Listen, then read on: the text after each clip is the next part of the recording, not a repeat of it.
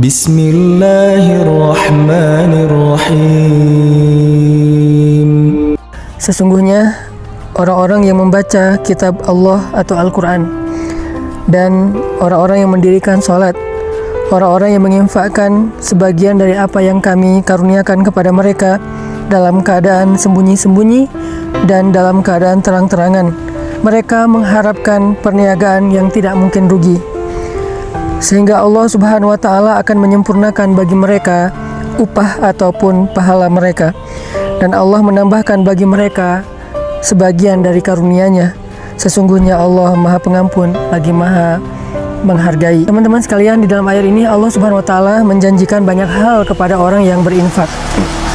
Di antara apa yang Allah janjikan kepada orang yang berinfak adalah tijaratan lan tabur, perniagaan atau perdagangan yang gak mungkin rugi. Jadi benarlah sabda Rasulullah SAW bahwa Nabi bersumpah demi Allah tidak akan berkurang harta karena sedekah. Maka inilah makna dari tijaratan lan tabur, perniagaan yang gak mungkin rugi. Ketika kita menginfakkan harta kita untuk masjid, menginfakkan harta kita untuk membantu orang lain, menginfakkan harta kita untuk keluarga kita, maka lan tabur, gak mungkin infak kita itu akan membawa kita kepada kerugian, mustahil. Sebagaimana Nabi SAW bersumpah gak berkurang harta karena sedekah. Kemudian yang kedua, Allah Subhanahu wa Ta'ala juga menjanjikan liyuwaffiyahum ujurahum, Allah akan menyempurnakan bayaran untuk mereka. Ujur dari kata ujrah dalam bahasa sehari-hari kita itu adalah upah ataupun bayaran. Jadi orang yang berinfak, orang yang bersedekah di jalan Allah, maka Allah akan menyempurnakan balasan mereka. Tidak akan pernah diberikan balasan yang kurang dari hak mereka.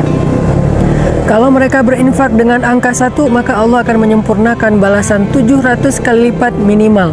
Allah akan menyempurnakan. Tidak mungkin 699. Pasti Allah sempurnakan menjadi 700 kebaikan yang berlipat ganda.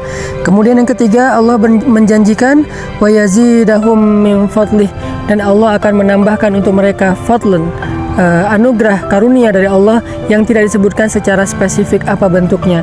Dan ini justru menjadi sesuatu yang kejutan bagi kita. Bisa berbentuk kebahagiaan, bisa berbentuk kehormatan, kemuliaan, keluarga, dan banyak hal, kesenangan, ketenangan, dan seterusnya di antara karunia-karunia Allah Subhanahu wa Ta'ala. Maka dari itu, salah satu cara untuk mendapatkan keuntungan dan kebaikan yang berlipat ganda itu adalah infak fi sabilillah sirran wa alaniyah, dalam keadaan terang-terangan ataupun dalam keadaan sembunyi-sembunyi.